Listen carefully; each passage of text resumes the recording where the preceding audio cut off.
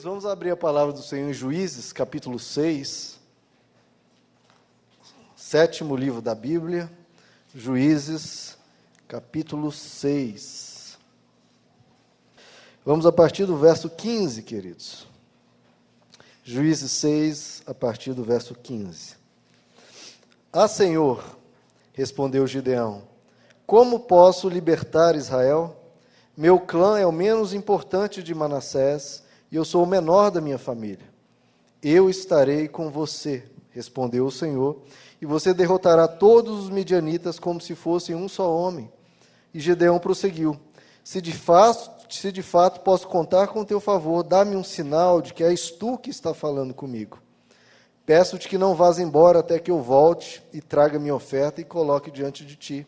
E o Senhor respondeu, esperarei até você voltar. Verso 19. Gideão foi para casa, preparou um cabrito e com uma arroba de farinha fez pães sem fermento. Pôs a carne num cesto e o caldo numa panela, trouxe-os para fora e ofereceu-os a eles sob a grande árvore. E o anjo do Senhor lhe disse, apanhe a carne e os pães sem fermento, ponha-os sobre esta rocha e derrame o caldo. Gideão assim o fez. Com a ponta do cajado que estava em sua mão, o anjo do Senhor tocou a carne e os pães sem fermento. Fogo subiu da rocha, consumindo a carne e os pães, e o anjo do Senhor desapareceu. Quando Gideão viu que era o anjo do Senhor, exclamou, ah, Senhor soberano, vi o anjo do Senhor face a face. Agora vamos para o verso 36. Deus deu um sinal aqui para Gideão, colocando fogo lá no sacrifício, no verso 36. E Gideão disse a Deus, quero saber se vais libertar Israel por meu intermédio, como prometeste. Vê, colocarei uma porção de lã na eira. Se o orvalho molhar apenas a lã, e todo o chão estiver seco, saberei que tu libertarás Israel por meu intermédio, como prometeste. E assim aconteceu. Gideão levantou-se bem cedo no dia seguinte, torceu a lã e encheu uma tigela de água do orvalho. Disse ainda Gideão a Deus, não se acenda tua ira contra mim, deixa-me fazer só mais um pedido. Permite-me fazer mais um teste com a lã. Desta vez, faze ficar seca a lã e o chão coberto de orvalho. E Deus assim fez naquela noite. Somente a lã estava seca, o chão estava todo coberto de orvalho. Até aqui, queridos. Senhor, nosso Deus, fala-nos a Tua palavra, Senhor. Ensina-nos os Teus caminhos, ensina o Teu propósito para a vida de cada um. Que o Senhor esteja a nos guiar, conduzir o nosso viver. Toda a nossa vida é para o Senhor, Pai. Toma-nos em Tuas mãos, fala a Tua igreja para a glória do Teu nome, em nome de Jesus. Amém. O que está acontecendo aqui em Juízes capítulo 6, né? Deus aparece para Gideão, um anjo de Deus aparece para Gideão, e esse anjo diz, olha, eu trago uma mensagem da parte de Deus, você será usado por Deus para libertar Israel da opressão dos midianitas. Midianitas era um povo que nessa época estava oprimindo o povo de Israel, e Deus escolhe Gideão, para libertar. Então Deus fala com Gideão, você vai libertar o povo. O que acontece? Gideão fica inseguro. Olha, Deus, a minha família é a mais pobre, eu sou o menor da minha família, como você vai utilizar alguém como eu? Por que não utiliza outra pessoa, uma pessoa mais preparada, enfim, qualquer um menos eu? Mas Deus insiste, não, eu vou estar com você e eu vou usar você. Aí Gideão falou, ok, Deus, se você vai me usar, então me dá um sinal, me mostra, me prova que realmente sou eu a pessoa escolhida. Então, o que acontece? Gideão vai lá pegar um pedaço de carne, traz e um caldo, coloca sobre a rocha e o anjo vai dizer, eu vou te dar um sinal. E o anjo toca com um cajado na rocha e a carne e o caldo pegam fogo instantaneamente e o anjo desaparece. Então, Deus dá um sinal para Gideão para mostrar para ele, para confirmar para ele que aquele realmente era uma direção da parte de Deus. Alguns dias posteriormente, que nós vimos aqui no segundo trecho que nós lemos, o Gideão pede novamente um sinal. Olha, Deus, se você realmente tem certeza, se você realmente vai me usar, se é esse o propósito de Deus para a minha vida, se essa é a vontade de Deus para a minha vida, me dá mais um sinal. Já pede Deus já havia falado, já havia mandado fogo, então esse já é o terceiro sinal que ele pede, para confirmar que aquele era o propósito de Deus para a vida dele. Qual que é o sinal que ele pede? Ele fala, Senhor, eu vou botar aqui um chumaço de lã no chão, vou deixar aqui a noite toda. De manhã, quando eu acordar, que tenha água, né, o orvalho esteja só na lã e todo o chão ao redor esteja seco. Se se você vai me usar para libertar Israel, seja esse o sinal, o chumaço de lã cheio de água e o chão ao redor seco. Gideão acorda e Deus dá o sinal. Ele pega o chumaço de lã, tosse e enche uma bacia. Mas todo o chão ao redor daquele chumaço de lã estava seco. Gideão, não satisfeito, já tendo pedido 3 sinais, perde o 4º sinal. Fala, Deus, aconteceu isso, o Senhor está falando comigo, ok, mas me dá mais um sinal, não se ire comigo, me dá mais um sinal. Eu vou botar o chumaço de lã de novo à noite, vai descer o orvalho, e que dessa vez todo o chão fique molhado ao redor e o chumaço de lã esteja seco. Porque ele quis confirmar que aquilo não fosse um fenômeno natural. Então ele fez o contrário do que ele tinha feito na noite anterior. Ele pede o sinal que o chumaço fique seco e o chão ao redor molhado. No outro dia ele acorda e o chumaço de lã está seco e o chão ao redor molhado. Depois dos 4 sinais, Gideão fica satisfeito. Realmente Deus vai me usar para libertar Israel das mãos dos midianitas. Bom, irmãos, como que a gente sabe qual é o propósito de Deus para a nossa vida? Como que nós sabemos qual que é a direção de Deus, qual que é a vontade de Deus para você especificamente? Não sei quem estava aqui domingo de manhã, o último domingo pela manhã, eu falei qual que é o propósito de Deus para a vida do ser humano de forma geral. Né? Quais são os propósitos de Deus para a vida de qualquer ser humano, que são propósitos gerais, idênticos para todo mundo. Salvação, perseverança, boas obras, santificação, evangelizar e viver em amor. Esse é o propósito de Deus geral para todo mundo. Né? Salvação, perseverança, boas obras, santificação, evangelização e viver em amor. Pronto. Isso é para todo mundo. Agora, qual que é a direção específica de Deus para a sua vida? Né? O propósito de Deus para a vida de Gideão é diferente do propósito de Deus para a vida de Abraão, que é diferente do propósito de Deus para a vida de Moisés, Davi, Salomão, etc, etc.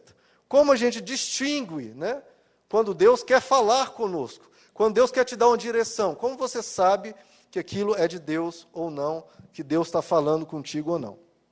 Então aí nós vemos a questão dos sinais. Né? O Gideão pediu diversos sinais. Deus falou, ele pediu o sinal do fogo, depois veio o sinal na lã, de uma forma, depois de outra, 4 sinais. Bom, a gente pode tratar isso vou colocar 3 tópicos aqui, irmãos. Primeiro, o jeito errado de analisar sinais de Deus para a sua vida. Para você analisar propósito de Deus para a sua vida, a forma errada. Depois, os problemas que isso podem causar para você ter o cuidado, irmãos, de diante de uma situação difícil na sua vida, você buscar um sinal do jeito errado e aquilo vai te trazer problemas. E, por fim, o jeito certo, né, de buscar a direção de Deus para a sua vida. Bom, irmãos, primeiro, como que é o jeito errado? Muitas pessoas, quando vêm para o cristianismo, começam a pedir direção de Deus. Fica com essa ânsia, vira quase uma obsessão. A pessoa fica obcecada por uma direção. Eu quero que Deus fale comigo a partir de agora. Deus que vai guiar a minha vida. Tudo que eu fizer, Deus que vai falar. Tudo. Eu não vou fazer nada que Deus não fale. Deus que vai dirigir minha vida completamente. Tem um caso de uma pessoa que, para ela ir para a padaria, ela queria um sinal de Deus. Se tinha que comprar um pão grande ou um pão pequeno. Um pão daquele mais escuro ou do mais branquinho? Você deveria ir na padaria da esquina ou na padaria de um amigo, que é um pouco mais distante? Tudo que tinha uma opção, que tinha um caminho para a direita, um caminho para a esquerda, a pessoa queria que Deus falasse. Isso já é uma maneira errada. Já vira algo obsessivo, algo que você quer forçar Deus a te falar tudo que tem que acontecer. Tem casos de pessoas que começam a entrar em mecanismo de buscar Deus, fazer jejum, e a pessoa sai pela rua e fala, Senhor, eu estou aqui na rua, me usa segundo a tua vontade. Devo ir para a direita, devo ir para a esquerda. Devo entrar naquela rua lá, e a pessoa fica lá esperando Deus falar. Deus, o Senhor tem um propósito para a minha vida, me usa de alguma forma. Isso, a pessoa que tem um pouquinho de cérebro começa a pensar, não, isso aqui está errado. Tem algo estranho nisso aí. Eu estou falando isso, irmãos, porque são casos reais, tá? Pessoas que querem buscar a direção de Deus para tudo, e não é assim. A pessoa tem que parar e pensar, porque isso vai trazer até mesmo problemas psicológicos para as pessoas, até mesmo problemas mentais. Você tem que parar com isso, né? Tem pessoas que vão à praia, tá lá descansando, tomando água de coco, né? Desfrutando do visual da praia, tomando um sol, e a pessoa fica com aquela ânsia. Ai, meu Deus, e se Deus quiser me usar aqui de alguma forma? Se tiver uma pessoa desesperada, precisando de uma palavra, né, a pessoa fica com aquela ânsia, né? Deus me fala alguma coisa, Senhor, será que eu posso ser usado aqui de alguma forma na praia? E a pessoa desperdiça ali de desfrutar de algo que Deus deu, né, de você ter um lazer com a família, de você poder descansar, e a pessoa fica ansiosa, preocupada, que tem que evangelizar, que tem que fazer isso, e qualquer coisa que Deus não esteja falando parece profano, né? Eu não estou na vontade de Deus, eu poderia estar pregando o evangelho, tantas pessoas indo para o inferno, e eu estou aqui na praia. Tudo que não tem um propósito, entre aspas, parece profano. E não é assim, irmãos, não é assim. Tem, inclusive, uma síndrome, chamada Síndrome de Jerusalém. Não sei se alguém já ouviu falar isso. Pessoas que vão para Jerusalém, para a Terra Santa, né, lá para Israel, e a pessoa fica tão empolgada ali com aquele ambiente, né, onde Jesus viveu, onde os santos da Bíblia viveram. Tantas histórias são contadas, que a pessoa chega em Jerusalém, principalmente se estiver sozinho, e fica a pessoa, você nota em Jerusalém, as pessoas dizem isso, nota em Jerusalém as pessoas vagando assim, ó. A pessoa fica vagando, esperando que Deus fale alguma coisa, que Deus guie, né, que apareça um sinal, que apareça um anjo. E algumas dessas pessoas têm que ser medicadas e internadas, irmãos. Então, veja só, se a pessoa sai de um equilíbrio e começa a querer forçar sinais, isso já escapa do que é a Bíblia, irmãos. Já escapa, não é assim. O Novo Testamento, cada cristão recebe a unção do Espírito Santo e Deus vai guiar essa vida. Da forma dele, quando ele quiser, né, ele vai falar. Não adianta você ficar querendo forçar Deus a falar. Até no Antigo Testamento tinha essa sabedoria, Deus concedeu isso no Antigo Testamento, no Novo Testamento não tem isso, porque no Novo Testamento nós temos acesso ao Espírito Santo. No Antigo Testamento existia o Urim e o Tumim, que é um objeto que é narrado, não se descreve muito bem ele, mas aparentemente os estudiosos dizem que seriam duas pedras. A palavra Urim significa maldição, e a palavra Tumim significa perfeição. Duas pedras, se você jogasse as duas pedras e desse Urim em uma e Urim na outra, ou seja, maldição em uma e na outra, as duas aparecessem a mesma palavra, era porque Deus estava dizendo não em relação àquele propósito. Né? O povo de Israel ia fazer ia fazer uma guerra, ia fazer alguma coisa, o rei pedia ao sacerdote, olha, consulte a Deus. O sacerdote jogava as duas pedras, se desse, nós devemos ir para a guerra, se desse Urim nas duas pedras, era não. Se desse nas duas pedras Tumim, que quer dizer perfeição, então, se as duas pedras estivessem de acordo, significaria sim, vá para a guerra, vá lá que Deus vai te dar vitória. Mas se permitia também que Deus dissesse, eu não vou falar nada. Que era o quê? Se uma pedra desse Urim e a outra desse Tumim. Não tinha uma resposta conclusiva. Então a pessoa reconhecia, não, Deus não quer falar, me desculpe, o sacerdote falava para o rei, se retire, Deus não quer falar com você, né, não é o momento. Então Deus pode falar sim, pode falar não, ou pode falar aguarde. Pode falar, eu não quero te dizer nada agora. Então, veja, irmãos, na Bíblia não existe essa questão de você ser teleguiado por Deus. De Deus te pegar como um bonequinho de pano e com aqueles, como é que chama aqui? O ventrículo, né? Ventículo. Marionete. Deus botar uma cordinha em você e guiar tudo que você tem que fazer. Não existe isso de ser teleguiado.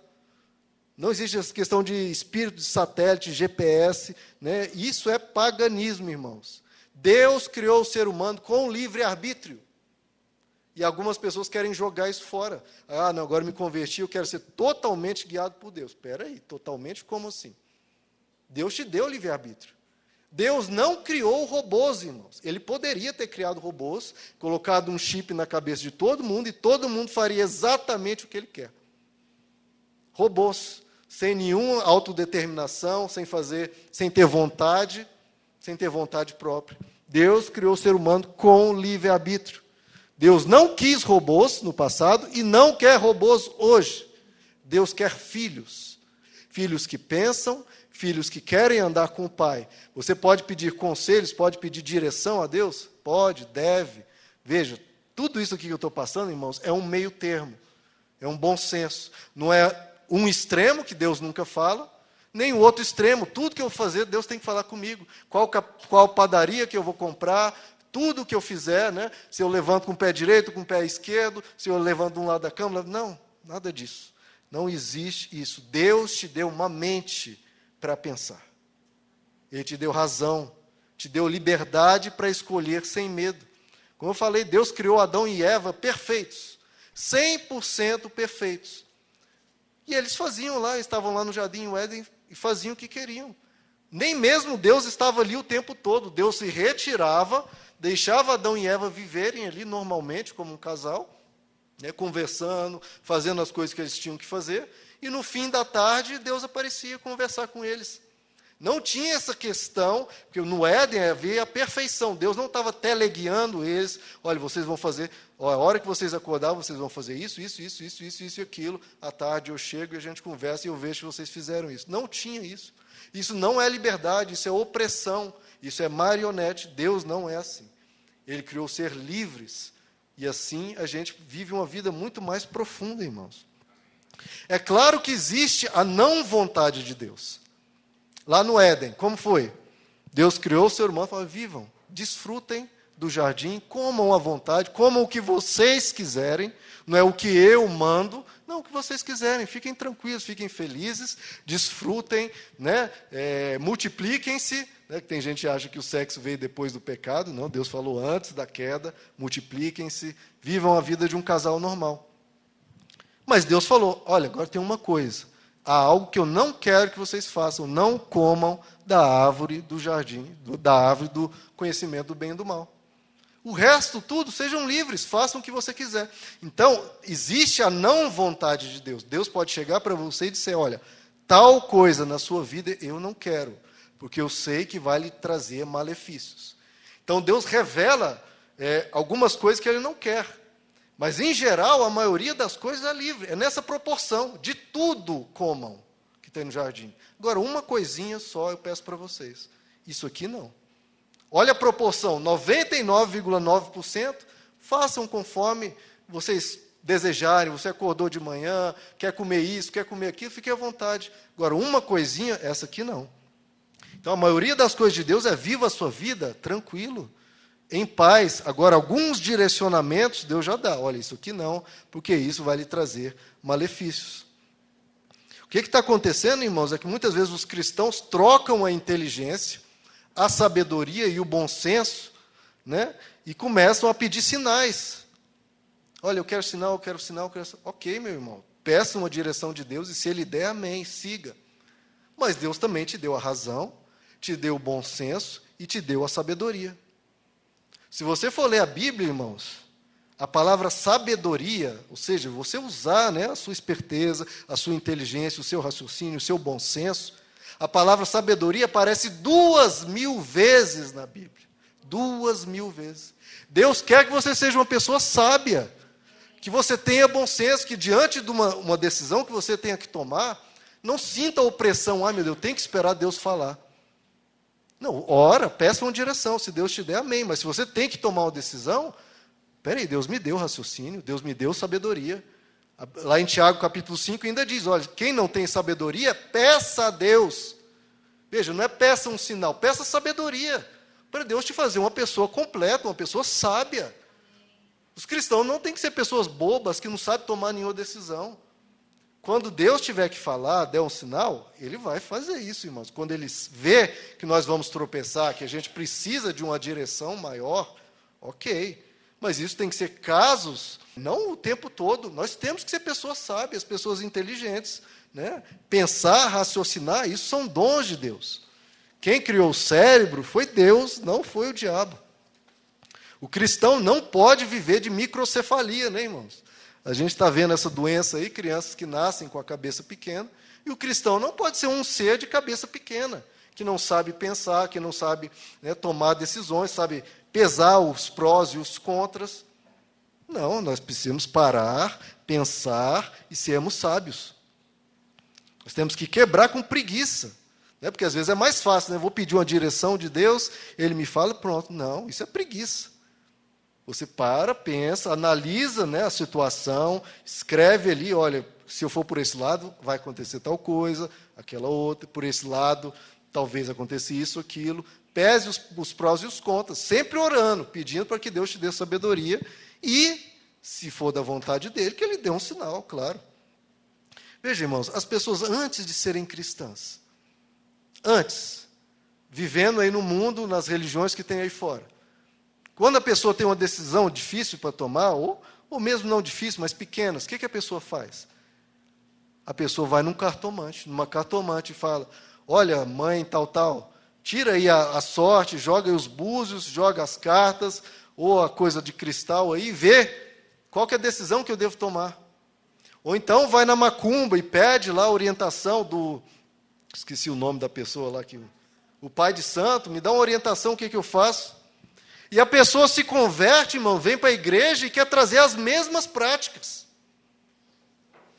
É o cartomante gospel agora, vai buscar, o profeta vai buscar o sinal, vai buscar o sonho. Não, irmãos, espera aí. Você tinha uma forma de viver, joga fora. Vem para o cristianismo, joga tudo isso fora. O cristianismo é você conhecer a palavra, conhecer a mente de Deus, crescer no evangelho, crescer em sabedoria, e sinais e direção Deus vai te dar. Quando Ele quiser, não é você ficar forçando o tempo todo, não. Veja, o que aconteceu aqui no caso do Gideão? Mas você fala, mas Gideão pediu sinais, mas veja só, irmãos, Gideão estava lá trabalhando, guiando a vida dele normal, Deus aparece para Gideão e fala, Gideão, eu estou aparecendo para você. Não, você não me pediu nenhum sinal, eu estou aparecendo para você e te dizendo, você vá por essa direção. E ele foi e pediu sinais. Os sinais eram necessários? Não, porque Deus já havia falado, olha, é isso aqui que você vai fazer. Ele pediu confirmação, é até bom quando você sentiu uma direção de Deus, pedir uma confirmação, mas não foi Gideão que veio questionar Deus, foi Deus que apareceu para Gideão. Foi Deus que apareceu para Gideão. E tenham cuidado, irmãos, para você não trazer essas práticas de fora. Porque eu sei que é uma prática muito comum, irmãos, dos cristãos, mas isso não é bíblico. Prestem atenção, isso não é bíblico. Muitos cristãos, irmãos, fazem aqui, está uma decisão que tem que tomar na vida. Deus fala comigo. Põe o dedão lá e fala, Deus está me falando isso aqui. Irmãos, Deus pode fazer isso? Pode. Na misericórdia dEle, né? De vez em quando Ele pode fazer? Pode. Mas isso não é prática que a Bíblia recomenda. Você não vê isso no Novo Testamento, não vê ninguém fazendo isso. Deixa eu abrir aqui, fecha o olho, deixa eu ver o que Deus fala. Não existe isso, irmãos. Deus pode até usar isso para falar contigo, pode, mas isso não pode ser uma prática recorrente, porque não é uma prática especificada na Bíblia. Você vai estar andando num caminho perigoso, porque não é uma prática que Paulo ensina, que Jesus ensina, que os apóstolos ensinam. De novo, Deus pode usar isso para falar contigo? Pode. Deus pode usar qualquer coisa. Deus pode usar uma mula para falar com você. Pode falar através de qualquer instrumento. Você pode ligar numa rádio mundana, assim, esbarrou no botão do rádio e de repente Deus fala alguma coisa. Mas cuidado, a partir de agora, então eu vou ligar sempre numa rádio do mundo e ver o que Deus fala. Não, meu irmão, cuidado. Já começa a andar num caminho perigoso, que não é garantido, que pode ter problema. Pode ter problema. Aí você fala, não, mas um dia eu abri, Deus falou comigo e deu certo. Exatamente, sim, irmãos, às vezes Deus fala. Deus fala e dá certo, mas isso não é uma prática que a gente não vê no Novo Testamento. Então, apesar de dar certo algumas vezes, cuidado que você entra em terreno perigoso. Outra questão que às vezes acontece, a questão de sonho, né? Você está com uma dificuldade, com um problema, e você, às vezes, sonha uma coisa. E agora, será que Deus falou com você? Irmãos, de novo, Deus usa o sonho? Usa. Deus usa qualquer coisa, tá? Não existe limitações para Deus. Eu não tenho direito, e nenhum ser humano na Terra tem o direito de dizer, Deus não fala de tal forma. Não, Deus é soberano, Ele faz o que Ele quer. Ele só não vai agir de pecado, Ele não vai fazer algo errado, mas Ele fala do jeito que Ele quiser. E sonho Ele usa, nós vemos muitos exemplos na Bíblia de Deus utilizando sonhos. Falou com José, falou com Pedro, falou com diversas pessoas. Mas a gente tem que ter cuidado, porque o sonho pode ter pelo menos 4 origens, irmãos, pelo menos 4. Primeiro, a origem natural, carnal, né? Você está com um problema, né, tem que tomar uma decisão, e aquilo fica ocupando muito tempo a sua mente. E você fica o dia todo pensando naquilo.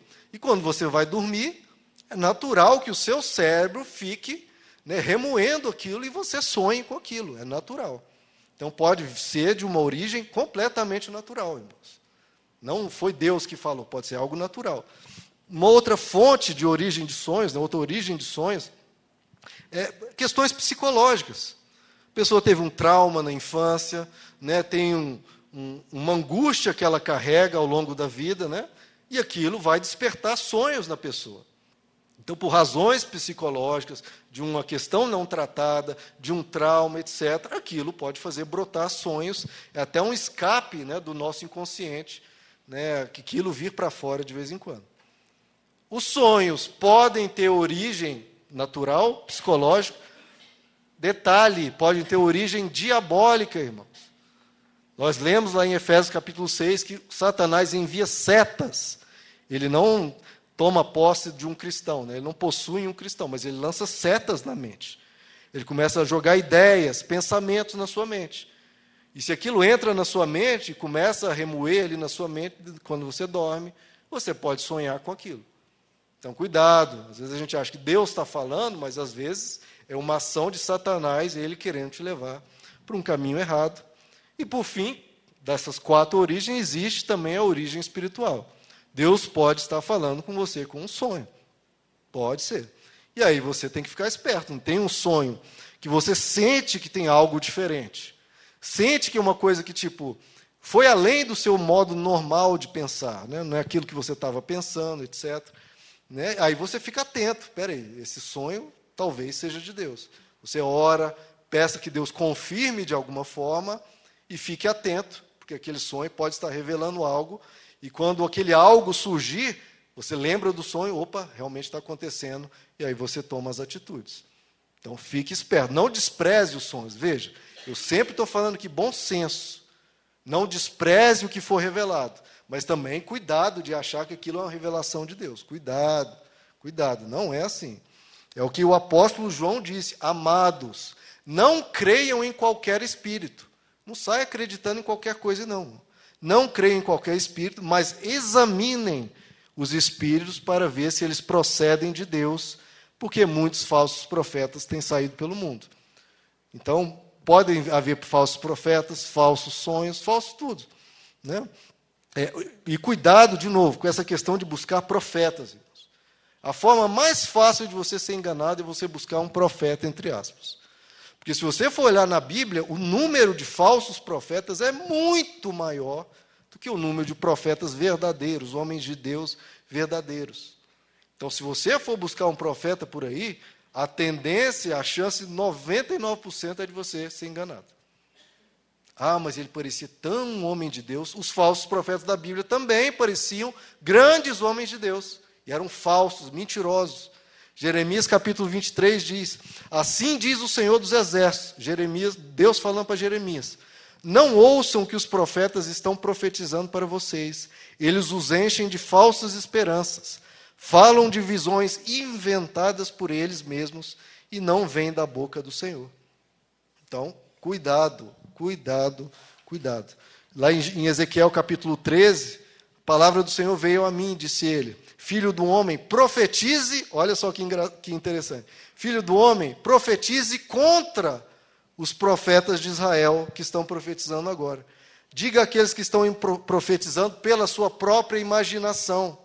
Estão profetizando de acordo com sua própria imaginação. Você chega diante de uma pessoa, a pessoa às vezes está até bem intencionada, mas ele profetiza de acordo com a imaginação dele.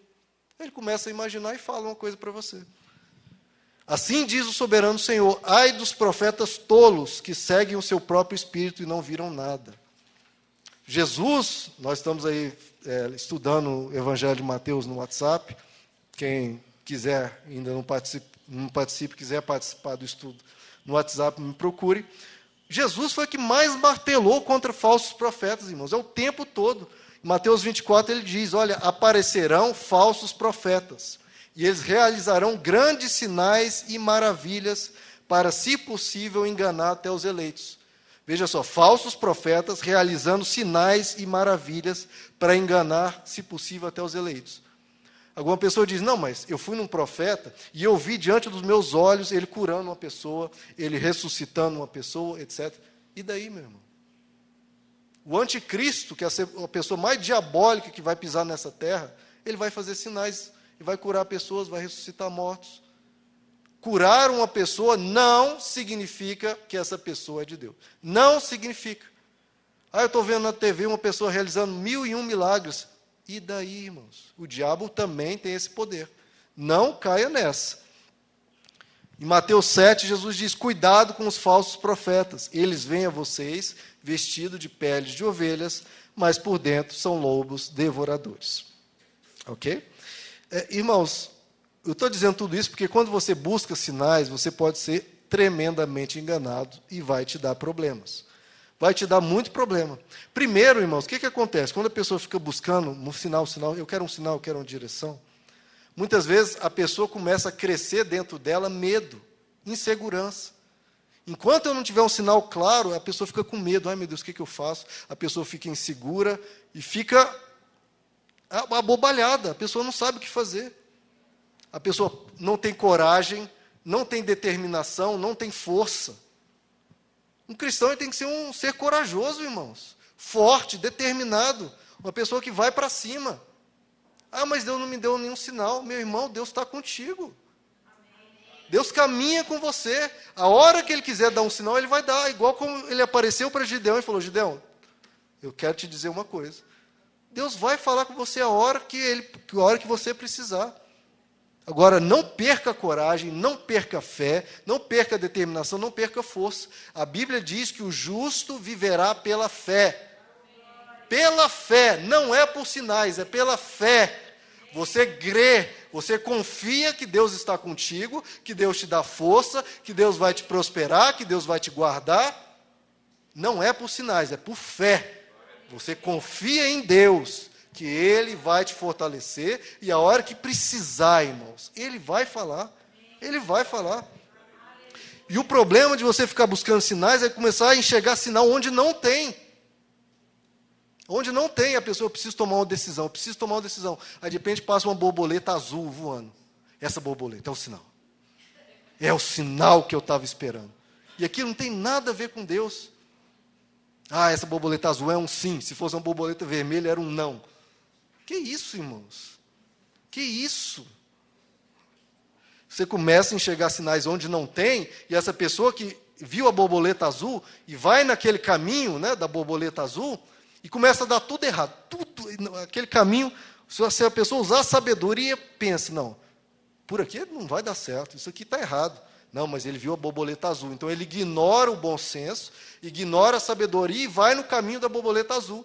E começa a dar tudo errado. A vida ser destroçada e a pessoa fala, não, mas Deus falou comigo. Eu tenho que continuar nesse caminho que eu estou sendo destruído. Minha família está sendo destruída, mas Deus falou comigo através da borboleta azul. Não falou coisa nenhuma, meu irmão. Seja sábio, tenha bom senso.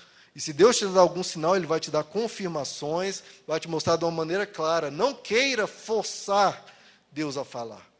Você não pode, irmãos, amarrar Deus numa cadeira, botar Deus numa cadeira, amarrar Ele e começar a torturar Ele com um instrumento de tortura. Pega uma faca, põe no pescoço de Deus, fala, eu quero saber.